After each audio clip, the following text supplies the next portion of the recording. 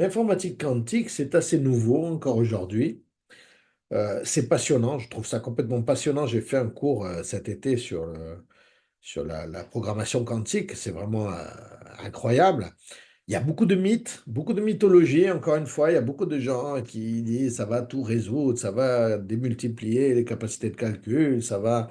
Bon, on se retrouve avec le GPS historique, avec, prêt à financer des tonnes de choses. Maintenant qu'on commence à sortir de l'intelligence artificielle générative, les gens ont compris que ça marchait pas super bien. On ne peut pas se baser que là-dessus. Mais là, c'est vraiment impressionnant. C'est vraiment un autre paradigme. C'est comme une autre intelligence artificielle, hein. C'est ni distribué, ni codé. C'est vraiment une autre paradigme. Alors, je vais vous en toucher deux mots. Vous pourrez le prendre comme sujet si vous voulez. Donc, c'est ça, quantum computing. Donc, vous avez là un ordinateur quantique. Donc, c'est très, très fragile. C'est très. euh, ça sent très vite les variations. Donc, c'est très instable comme ordinateur. Et c'est très fragile. Vous voyez, la moindre transformation de température transforme les calculs. Donc, c'est très, très compliqué de maintenir un ordinateur quantique. Et donc ça, c'est pour le côté hardware. Et pour le côté software, vous voyez là, vous avez le bit, classical bit, c'est-à-dire que soit c'est 0, soit c'est 1.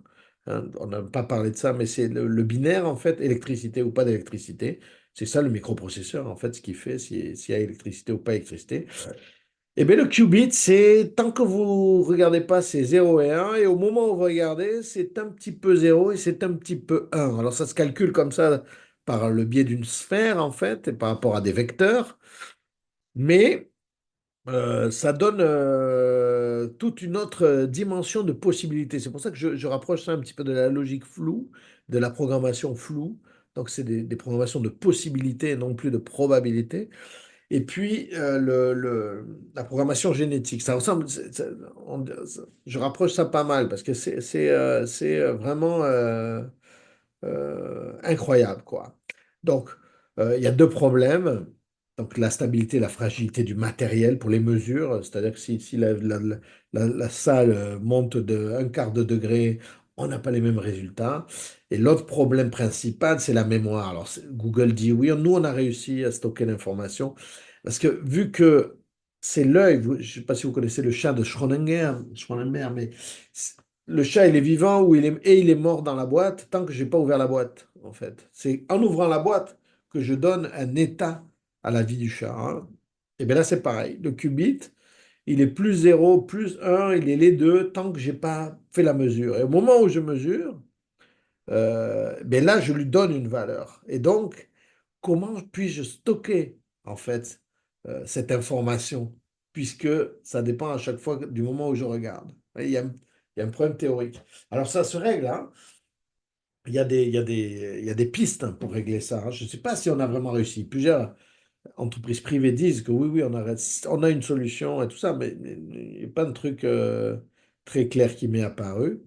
Par contre, ça permet de décrypter en fait certains codes qu'on ne pouvait pas décrypter avec l'informatique traditionnelle. Je ne vais pas aller plus loin là-dessus, mais ça permet, en cryptographie, c'est extraordinaire, ça permet vraiment de décrypter des systèmes de cryptage qui avant ne pouvaient pas être décryptés. Et puis ça permet aussi de crypter de manière extrêmement plus sûre. Et voilà quoi, je ne vais pas aller plus loin. Mais c'est assez fou et je veux vous en parler un peu parce que c'est l'avenir. Ça, c'est important et ça va transformer aussi l'éducation de manière radicale, quoi. Voilà, maintenant j'ai fini. Quelle direction pour le futur? Ça sera à vous de me le dire. Je vous remercie de votre attention et je vous souhaite un bon travail.